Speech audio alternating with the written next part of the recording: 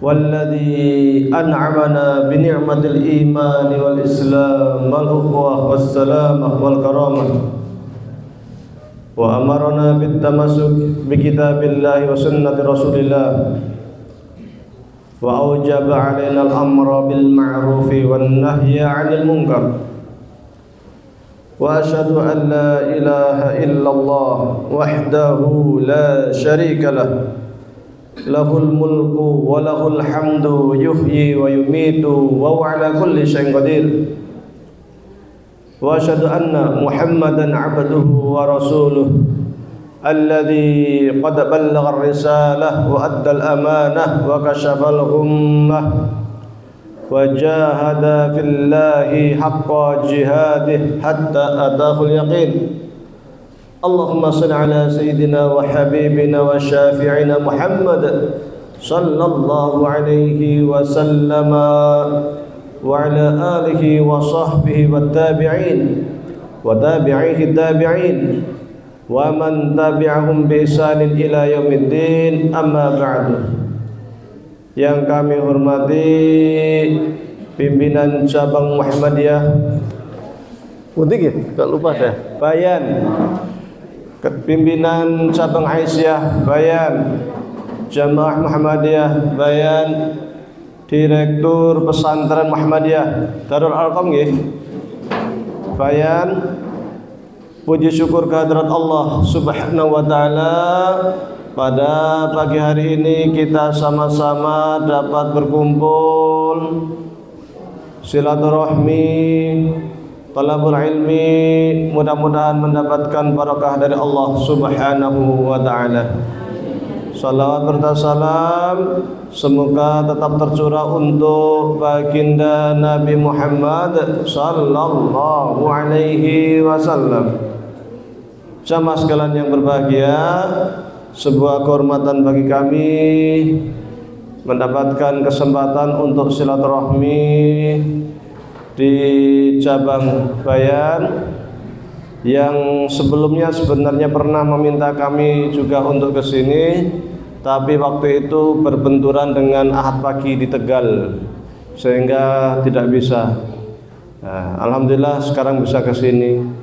Seminggu setelah sini minta itu permintaan dari Brebes. Saya bilang, wah ini duluan Bayan, Brebesnya yang kita cancel ya. Alhamdulillah.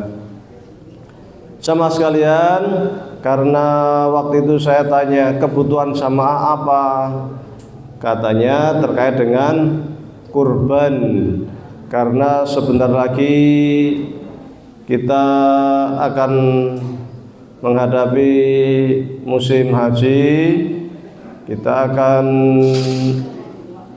melaksanakan ibadah kurban. Saya membawa kitab Al-Iqna ya, karya Imam Abu Syuja ya, yang buku ini 2 jilid, 1 jilid saya tinggal di sana kantor. Ini jilid kedua. Ini buku diktat di pesantren saya kelas 1 SMA, jadi pakai ini ya. Sengaja karena memang kalau saya lihat yang dari HPT, dari Tarjih juga tidak bertentangan dengan apa yang ada di dalam kitab ini, sehingga kita sampaikan materinya dengan berpijak pada kitab. Karena sesungguhnya semua produk-produk tarjih itu sumbernya kitab. Saya kebetulan mensyarah HPT yang bab iman, bagian ketuhanan, itu 3 jilid. Saya syarah, saya cari sumbernya, ternyata sumbernya semuanya kitab.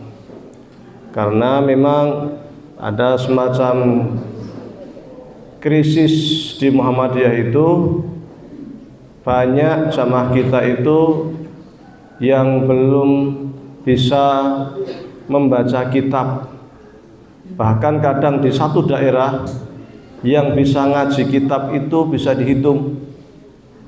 Padahal kita itu jargonnya ar-ruju' ilal Qur'an wa sunnah, kembali kepada Al-Qur'an dan sunnah. Quran bahasa apa? Arab nih. Hadis bahasa Arab. Nah, kalau rujuk ilal Quran wa sunnah, kembali kepada Al-Quran wa sunnah, berarti kita harus bisa bahasa Arab. Jadi bukan berarti ke bahasa Arab terjemahan, enggak, tapi bahasa Arab asli.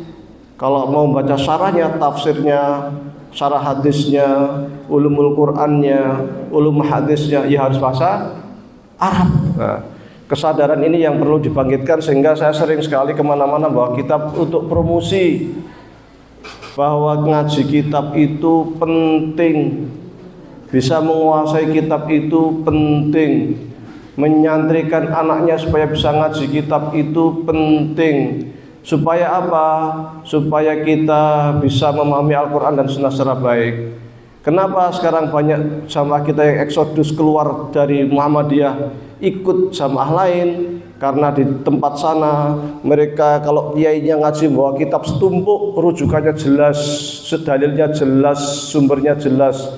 Sementara ngaji di Muhammadiyah kadang kiainya orang iso ngaji kitab, sehingga secara prestis itu kurang mantep.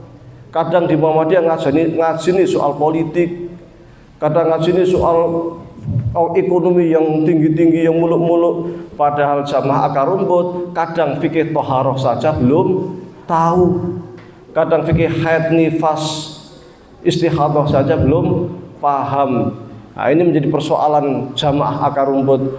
Maka perlu ada kesadaran untuk kemudian jamaah kita nyantrikan anak-anaknya supaya bisa menjadi seorang kiai, menjadi seorang ustadz, bahwa kesana kemari bisa membawa kitab, membaca kitab. Bangga kalau anak kita, santri kita itu pandai membaca kitab, bisa berbahasa Arab.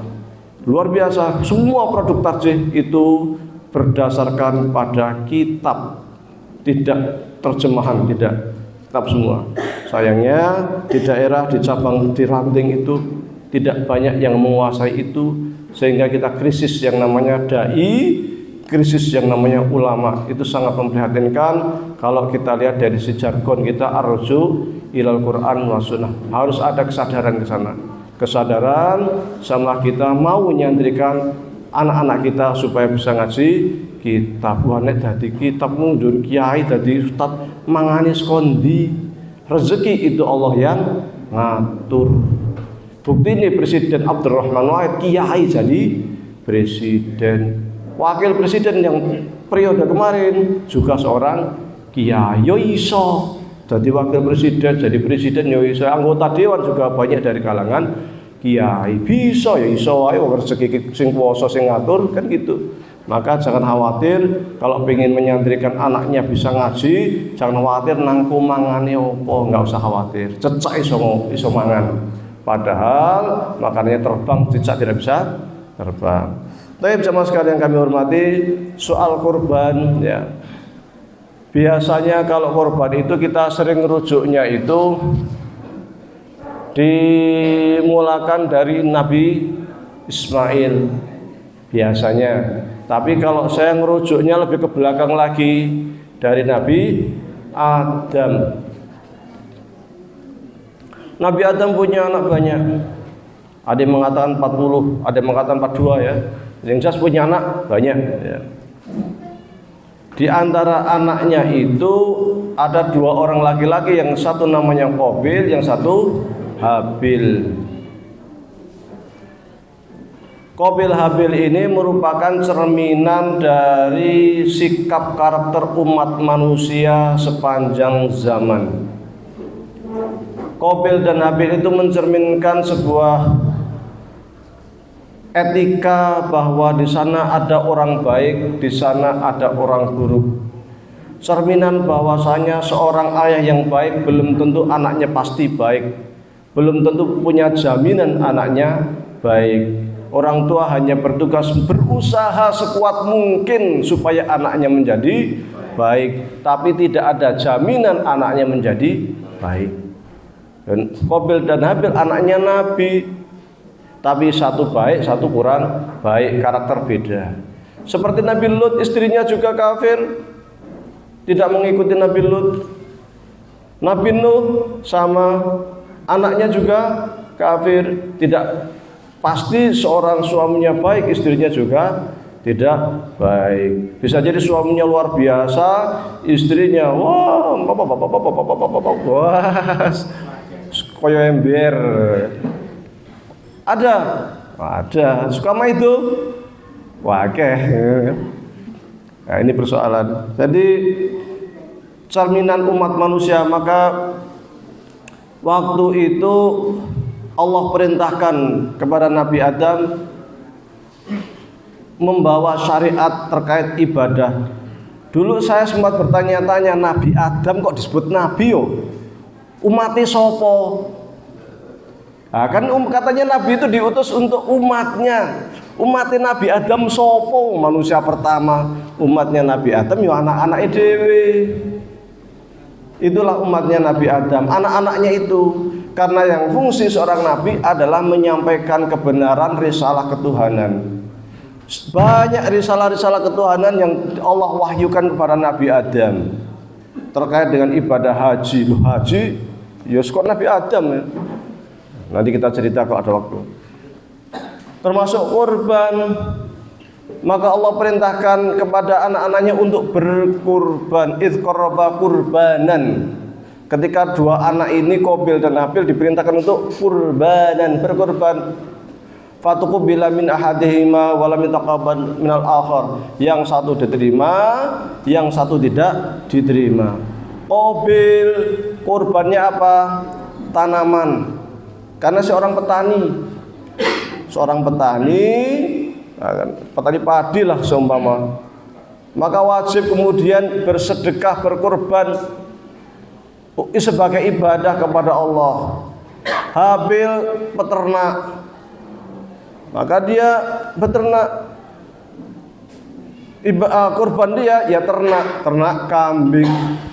Cerita ini juga Qabil dan Habil ini sekaligus membantah bahwa dulu itu ada yang namanya manusia yang memang membantah kalau ada teori yang mengatakan manusia berasal dari kera, membantah teori yang mengatakan kalau peradaban itu berasal dari peradaban kuno yang awalnya kera kemudian berubah menjadi manusia.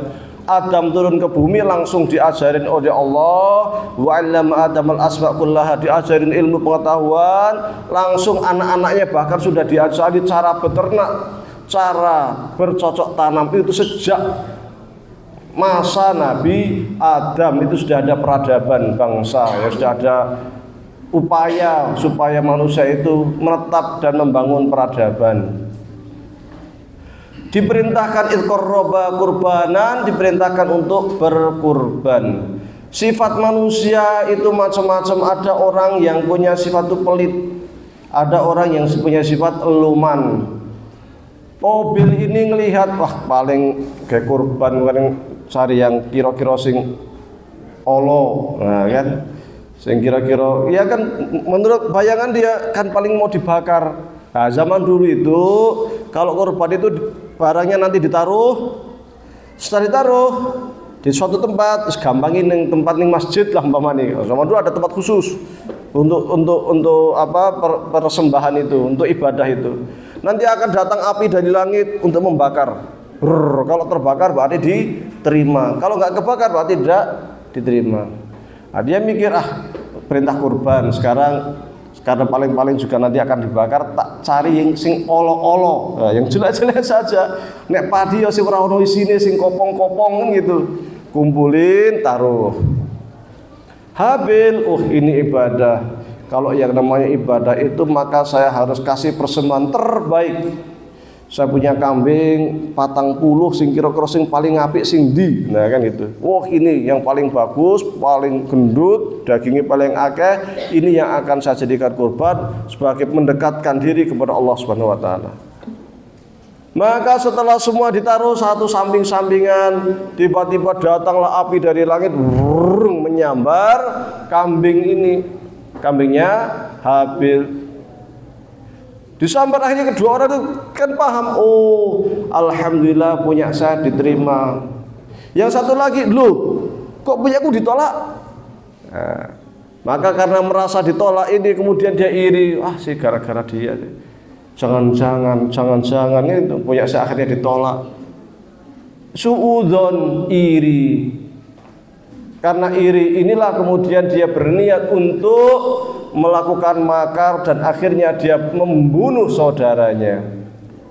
Ini cerita di dalam Al-Quran. Tapi cerita yang berkembang di masyarakat, saya coba cari sumbernya ora ketemu. Jare ini Qabil ki nikah istri dia elek. Si Habil istrinya ayu. Sehingga iri rebutan cewek kelahi kan gitu, bunuh-bunuhan. Nah, ini cerita yang berkembang di masyarakat. Saya cari sumbernya, ini cerita dari mana ya? Qabil Habil kelahi rebutan pacar, rebutan cewek. Ini cerita sok ngendi? Saya cari sumbernya belum dapat. Tapi ini masyhur sekali, terutama di Indonesia. Padahal menurut Al-Quran, sebab perselisihan antara Qabil dan Habil itu bukan rebutan perempuan, tapi karena kurban. Persoalan kurban, yang satu kurbannya diterima karena memilih terbaik, harta terbaik yang dia miliki, sementara yang satu lagi kurbannya tidak diterima karena ketika berkurban memilih harta yang paling jelek yang dia miliki. Maka Allah itu thayyibun, baik, layak bahul ila thayyibat, enggak nerima yang tidak baik-baik. Maka kalau kita hendak berkorban esok, sekiranya kita punya harta, cari yang terbaik, bukan hanya sing penting kurban. Nah, bukan. Tapi usahakan sesuai kemampuan, tentunya sesuai kemampuan. Nek iso kurban, cari yang terbaik sesuai kemampuan. Karena itu ya insya Allah akan menjadi pahala besar bagi kita. Jadi kurban itu memang ibadah untuk mendekatkan diri kepada Allah yang diperintahkan oleh Allah sejak dulu pada masa Nabi Adam, syariatnya Nabi Adam melalui putra-putranya. Yang pertama. Yang kedua, kalau kita lihat tadi pada syariat Nabi Adam itu kurbannya masih pilihan. Yang penting mempersembahkan apapun harta yang kita miliki untuk ibadah kepada Allah. Sehingga kurbannya yang satu pakai kambing, yang satu pakai hasil pertanian, tanaman. Yang namanya syariat nabi-nabi itu kadang berubah, kadang berbeda. Syariatnya, fikihnya. Kalau tauhidnya tidak akan pernah berubah. Yang namanya Nabi Adam yang menyerunya la ilaha illallah. Yang namanya Nabi Nuh ya la ilaha illallah. Yang namanya Nabi Ibrahim ya la ilaha illallah. Rukun iman, iman kepada Allah, iman kepada malaikat, iman kepada Rasul, iman kepada kitab, iman kepada hari kiamat, iman kepada qada dan qadar, tidak pernah berubah sejak masa Nabi Adam sampai Nabi Muhammad Sallallahu alaihi wasallam, termasuk dengan surga dan neraka, sirat, hari kebangkitan dan lain sebagainya.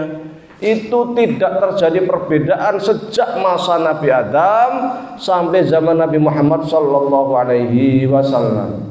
Ini tauhid, ini keimanan. Adapun fikih itu terkadang berubah. Sama seperti pada masa Nabi Adam ini, syariatnya kurbannya masih boleh kurban dengan hasil pertanian. Kemudian pada masa Nabi Ibrahim, ya, Nabi Ibrahim ini aslinya orang Babilonia, ya. Saya tak berdiri ya, ngesake senang duri, ndangak-ndangak. Ya, nek. Iya, engko cengeng, pegel-pegel. Nabi Ibrahim ini aslinya dari Babilonia. Babilonia itu kalau sekarang Irak. Kemudian berdakwah di sana dengan Namrud di sana dan lain sebagainya, cerita panjang. Kemudian menikah juga di sana dengan istrinya yang namanya Siti Sarah. Kemudian hijrah ke Mesir, tinggal di Mesir, belum dikaruniai putra sampai istrinya itu sudah tua, belum juga dikaruniai putra. Maka Nabi Ibrahim selalu berdoa, Rabbi habli minas sholihin, ya Allah. Setiap hari itu doa, Rabbi habli minas sholihin, ya Allah berikan saya anak soleh, ya Allah berikan saya anak soleh, ya Allah. Jadi kalau kita berdoa kok baru dikabulkan seminggu kemudian, sebulan kemudian, setahun kemudian, 2 tahun kemudian, 3 tahun kemudian, jangan nelongso. Wah, saya doa setiap hari sudah 2 tahun, 3 tahun lalu kok nggak dikabulkan ya. Nabi Ibrahim itu seorang nabi. Nabi itu kalau doa langsung dikabulkan, tapi langsungnya ternyata lama juga. Ndonga sejak di Irak sampai ke Mesir bertahun-tahun sampai istrinya tua. Doanya apa? Rabbi habli minas sholihin, ya Allah karuniaikanlah saya anak soleh. Belum dikabulkan juga oleh Allah Subhanahu wa ta'ala. Padahal seorang nabi. Karena doa itu pasti dikabulkan. Doa pasti dikabulkan. Allah mengatakan ud'uni astajib lakum. Kalian doa, perintah ya. Kalian doa, nanti tak kasih pahala. Pasti saya akan kabulkan. Tapi kabulnya doa itu ada kemungkinan satu dikabulkan sekarang, cepet, dongo saiki ngisuk langsung kabul, bisa. Atau kabul tapi nanti sekian tahun kemudian, seperti Nabi Ibrahim, seperti Nabi Yakub, anaknya kecil, Nabi Yusuf masuk ke sumur. Doa tahu Nabi Yakub itu, meskipun saudara-saudaranya itu mengatakan enggak, itu dimakan oleh serigala. Tahu Nabi Yakub ini dilakukan makar oleh saudara-saudaranya. Nabi Yakub doa terus, ya Allah selamatkan anak saya Yusuf, ya Allah selamatkan. Saya pengen lihat Yusuf, ya Allah saya kangen dengan Yusuf, ya Allah. Sampai matanya itu semi buta, saking sering nangisnya kangen sama Yusuf. Dikabulnya kapan? Setelah sekian tahun, setelah menjadi pemuda, setelah jadi menteri, baru ketemu Nabi Yusuf. Seorang nabi ini. Nabi pun doa, kabulkannya ternyata sekian tahun, dari kecil sampai jadi seorang menteri baru kabul. Nah, maka kalau kita doa ya doa terus, yang penting tugas kita doa dan usaha. Kabul bisa jadi setahun kemudian, 2 tahun kemudian, yang penting sabar, pasti dikabulkan. Atau yang ketiga, kabulkannya kelak di akhirat. Di dunia kan dikabulkan, ternyata di akhirat kita doa ingin dapat rumah mewah, ikhlas karena Allah, oh dibangunkan istana Mekah di surga. Ini loh doa kamu waktu di dunia, di rumahnya, istananya itu. Nah, bisa. Atau yang keempat, doa kita itu dikabulkan dari sisi apa? Karena ada bencana yang mungkin akan terjadi, kita diselamatkan dari bencana. Ini kisah nyata beberapa hari lalu. Kisah dari kakak saya, kakak ipar, datang ke saya. Bayen di suatu tempat, mau izin pulang gitu, mau izin pulang sama tuan, jangan pulang dulu, ini udah dimasakin, makan dulu. Wah, kita buru-buru, oh nggak apa-apa seadanya, yang penting cicip. Akhirnya makan, baru makan selesai izin lah. Pas mau pulang, kok pas pulang di jalan kok ada mobil kok macet, orang nggak bisa lewat. Ternyata ada kecelakaan. Mobil yang ini yang ditumpangi oleh guru-guru ini, di belakang mobil yang kecelakaan ini, yang remnya belong itu, Anda dia izin, Anda dia tidak makan, itu di depannya mobil itu akan kena serudukan mobil yang belong. Ya kan itu. Ning dilalai kon mangan sik yo gelem mangan, sarapan. Allah selamatkan dari bencana. Nah, ini doa juga, mungkin doa yang lain dikabulkan, kita diselamatkan dari bencana. Jadi ketika kita doa sementing dungo, kabulnya macam-macam, kita selalu husnudzon sama Allah. Insya Allah pasti dikabulkan. Dan doa saja wis pahala. Jadi ketika kita, ya Allah berikan saya anak soleh, ya Allah jadikan anak saya yang soleh, itu saja kita dungo tok is untuk pahala. Plus nanti dikabulkan, kan 2 kali lipat ya gitu. Nabi Ibrahim itu selalu berdoa, Rabbi habli minas sholihin, ya Allah berikan saya anak yang soleh. Sampai tua belum punya anak, belum punya putra juga. Akhirnya kata istrinya, Bi, kalau zaman kita ya, Pak, ini kok belum punya putra ya, saya sudah tua begini. Apa Bapak nikah lagi saja? Nggak enten saat ini? Enten nonton nggih? Wah, buat angel ya. Jadi istrinya nawarin, "Mbok nikah lagi saja." Nikah sama siapa? Ya carikan kalau saya suruh nikah. Ya kita kan punya itu pembantu kita namanya Hajar. Nikah sama-sama Hajar. Ya kalau kamu ridho ya saya ridho. Kan gitu. Demi apa? Karena pengen punya putra. Akhirnya menikahlah dengan Hajar. Dari Hajar ini Allah karuniai seorang putra yang bernama Ismail. Wah, sekian tahun nggak punya putra senengi ra umum. Ya menungso, manusiawi nggih. Nggak punya sekian tahun doa terus pengen punya putra kan pasti senang. Sayanglah sama Ismail. Sayang sama Siti Hajar. Nah, ini kisah Israiliyat. Israiliyat itu dari Bani Israel, dari Taurat atau dari Injil. Bener apa enggak?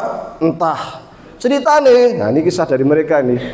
Karena sudah punya putra Ismail ini, akhirnya kan sayang Nabi Ibrahim sama putranya, sama mbok anak-anak kan gitu, mbok Hajar.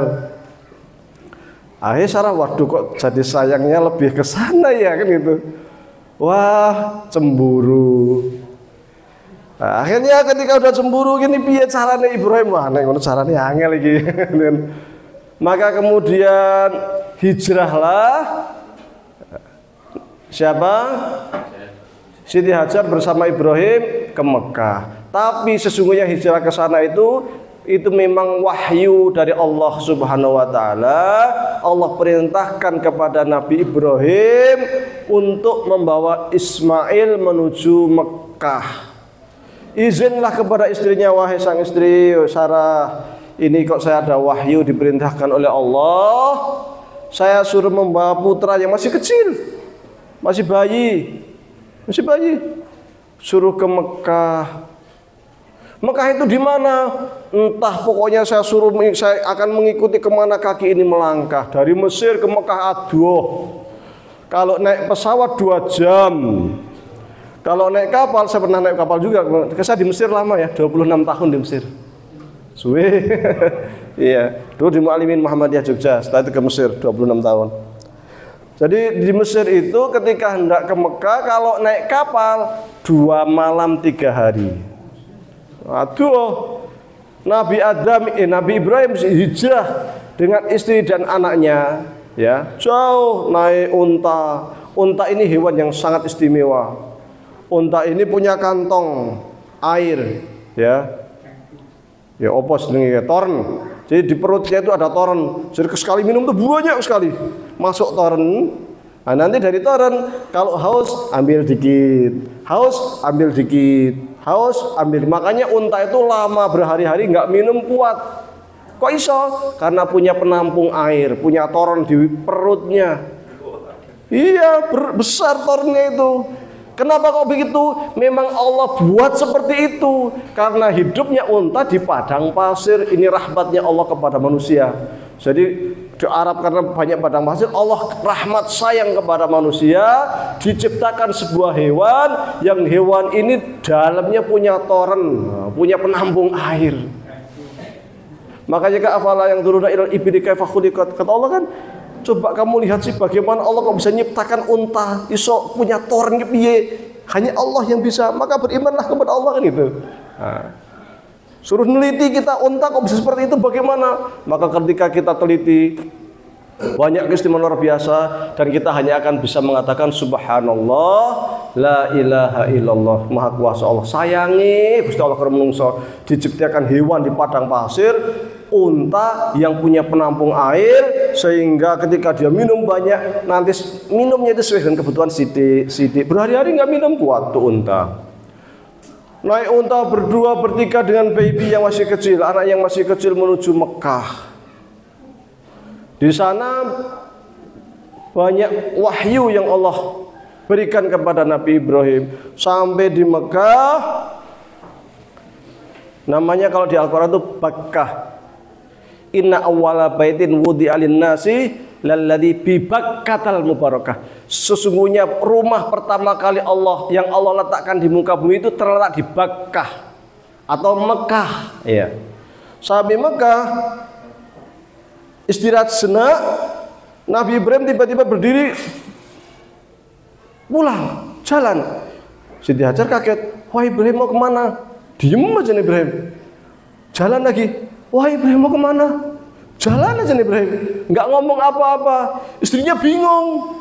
Maka kemudian istrinya, Allah amaraka bihada. Wah Ibrahim, kok saya ditinggal sendiri di sini gimana? Apakah karena Allah yang memerintahkan ini? Maka Ibrahim mengatakan, Allah amarona bihada. Benar, Allah yang perintahkan saya untuk meninggalkan kamu di sini bersama anak yang masih baby, yang masih kecil ini. Maka kata Hajar, jika memang Allah yang perintahkan, maka Allah selamanya takkan pernah meninggalkan saya. Tenang. Kenapa? Karena memang ini perintah Allah, pasti selamat. Padahal yang namanya Mekah, yang sudah haji ya, sekarang udah bagus, udah hotel-hotel mewah apa macam-macam. Kalau pengen tahu zaman Ibrahim, coba ke padang pasir. Kalau ke Mekah itu jalan-jalan di padang pasir. Jadi sejauh mata memandang itu pasir semua. Dan pasir itu kadang ada gunung pasir. Gunung pasir. Di Arab gunung itu bisa pindah. Saiki ono gunung ning kono seminggu udah pindah ke sana. Seminggu lagi udah pindah ke sana. Nah, itu di Arab gunung pindah. Sebenarnya apa? Gunung itu kumpulan tumpukan pasir. Di sana itu ada namanya musim fumasi. Ya. Musim ya kisaran bulan September, Oktober ya, September Oktober ya, atau bulan Juni ya, itu musimnya itu. Itu musim angin muter. Angin kencang, badai. Badai itu kalau di padang pasir, nanti pasirnya diangkat, naik ke atas. Wah, makanya kan akhirnya pindah. Makanya diangkat ininya itu. Itu yang namanya debu itu kalau sampai pintu jendela tutup semua. Debu bisa masuk ke rumah itu. Saya kadang heran juga, debunya halus sekali. Makanya biasanya kalau itu musimnya sampai beberapa hari itu. Kita kalau napas tuh di sini tuh kayak debu semua. Bangun tidur tuh yang kita hirup tuh kesan debu semua. Makanya pakai masker aja, ya. Kenapa? Karena debu yang kita hirup. Kita kalau keluar itu maskeran itu. Kalau enggak menghirup debu cepat sakit. Maka biasanya setelah musim itu nanti banyak orang sakit, ya. Sakit tenggorokan, radang tenggorokan, batuk, pusing. Karena debu yang kita hirup. Itu pas perubahan musim. Dan yang namanya pasir itu kalau panas sekali, apalagi di Mekah. Sak panas-panasi Indonesia paling 28 derajat. 30 wis. Nek ning Arab kalau sudah panas bisa 45. Hampir setengahnya air mendidih. Kalau kita jalan di padang pasir nggak pakai sendal melonyoh. Panas. Ya, kakinya itu panas sekali. Dan tidak ada tempat berteduh. Tumbuhan nggak bisa. Makanya kan fi ardin ghairi dzara'in fi baitikal muharram. Allah perintahkan diletakkan di sebuah lembah yang di situ itu tidak ada tumbuhan. Memang nggak ada tumbuh-tumbuhan. Mau ditanamin itu nggak tumbuh. Karena padang pasir plus ora udan. Makanya sak bejo-bejo ni menungso itu mereka yang hidup di Indonesia. Wis paling bejo. Kenapa kita beruntung? Bawah tanah kita harta semua. Bayangkan, bawah tanah kita itu air melimpah. Minyak bumi ada, gas ada, emas ada, perak ada, besi ada. Ada semua di bawah tanah kita. Di atasnya tongkat dilempar jadi tanaman. Yaitu kalau di Arab tongkat dilempar kering. Iya, di kita lempar itu udah besok udah tumbuh. Saking subure, saking makmure. Cuman sengsara ni wong Indonesia, negarane salah urus.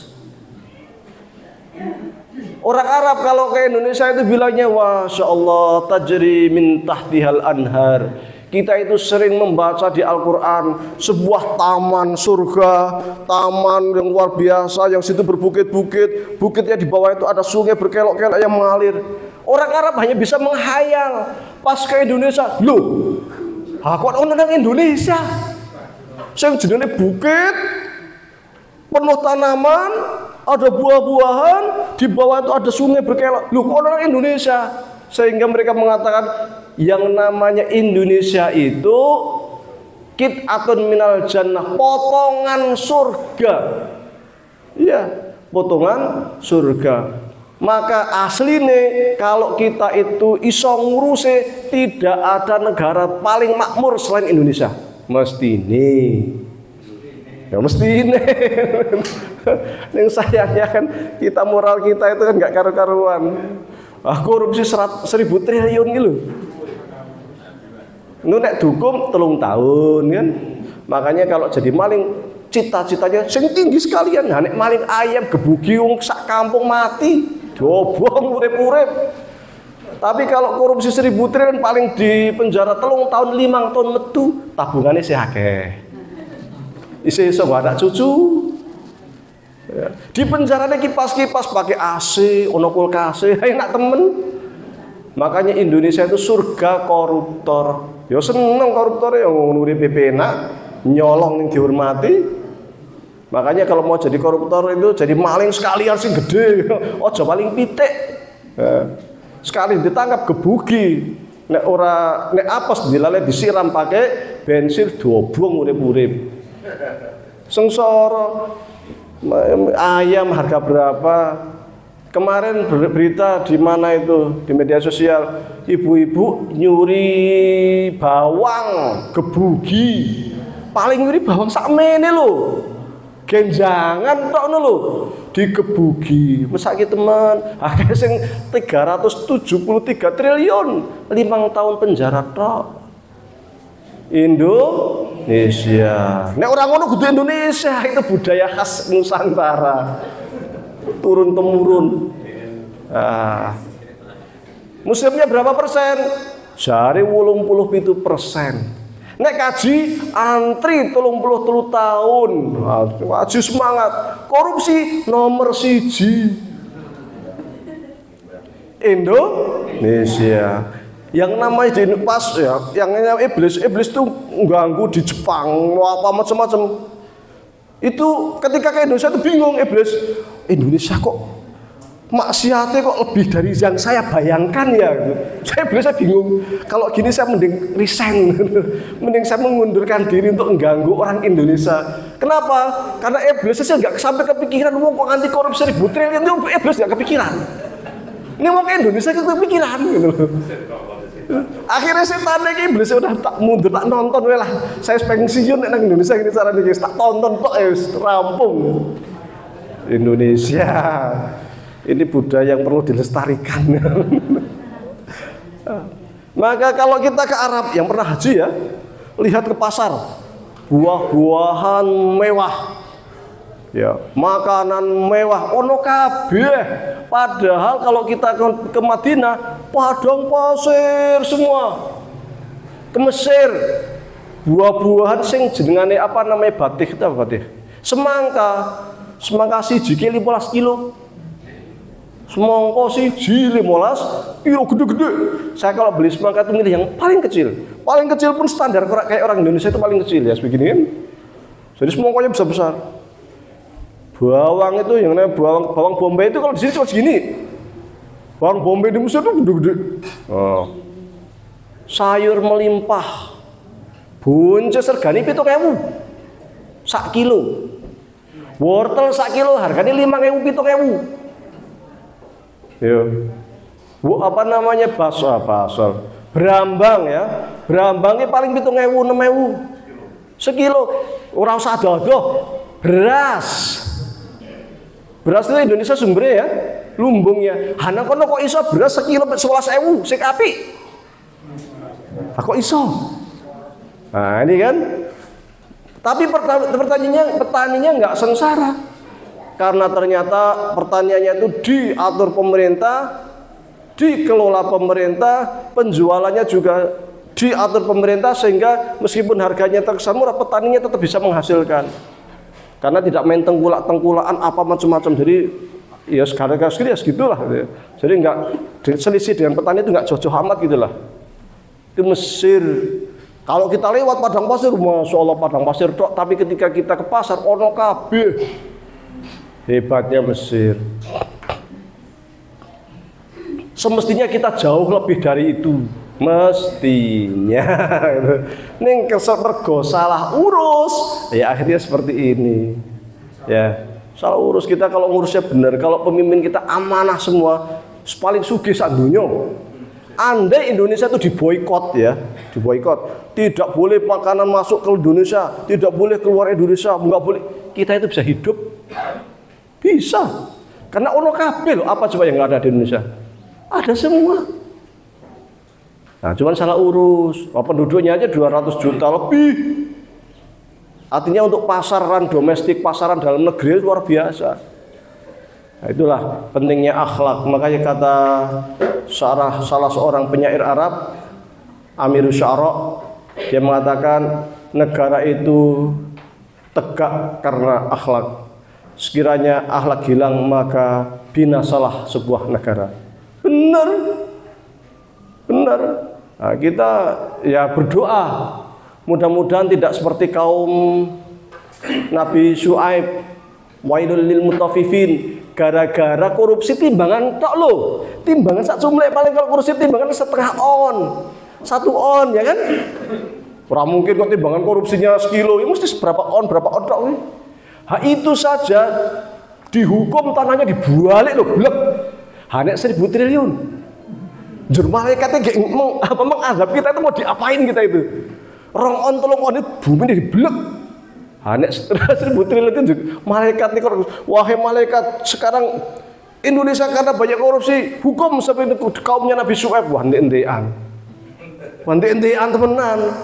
Wong kita triliunan kok, bukan hitungnya bukan on lagi kok. Nah, maka kita berdoa mudah-mudahan ini tidak terjadi di bangsa kita.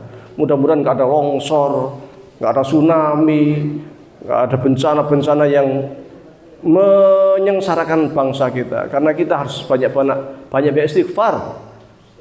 Banyak beristighfar dengan pemimpin-pemimpin kita yang perilakunya entah bagaimana gitu.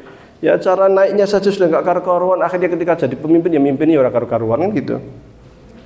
Tapi di Mekah itu tidak ada tanaman. Tapi Siti Hajar mengatakan selamanya Allah. Wis jam itu belum masuk ke kitabnya. Agi cerita. Ya. Iya. Ya. Tak 5 menit meneh.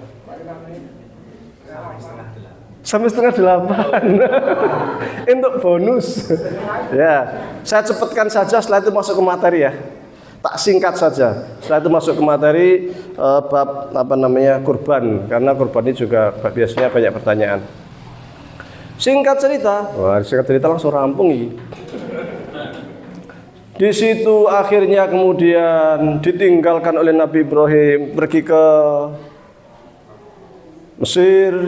Siti Hajar bingung, piye anakku iki, akhirnya anaknya nangis, pengen minum, haus. Siti Hajar lari ke sana kemari, cari air dari Bukit Sofa ke Marwah, Sofa Marwah. Yang namanya padang pasir itu biasanya itu kayak ada air, karena kalau kena matahari itu kayak jadi pasir itu mengandung apa ya, kayak kaca ya, kecil-kecil itu banyak sekali. Saya kalau dari Jawa itu klip kayak air yang kimpleng-kimpleng itu, yang kita di sana kok ada air, jalan ke sana. Enggak ada, kayaknya di sana ada air, jalan ke sana sampai 7 kali. Itulah yang kemudian sekarang itu disebut dengan sa'i. Jadi sa'i itu napak tilas ajarannya Nabi atau ibunda kita Ibu Hajar. Sping pitu akhirnya yang anak itu nangis, Ismail nangis, kakinya midak pasir, muncullah air Zam-Zam. Zam ketika Siti Hajar melihat Ismail langsung dibendet airnya biar nggak kemana-mana. Zam, bahasa kita itu zam itu jangan airnya itu nampung, ojo milim nampung jangan kemana-mana. Akhirnya dibendet, dikasih ini, akhirnya air minumlah air dari situ zam. Nah ini tapi mereka hidup mosok ambadina ngombe tok, ya kan? Mangane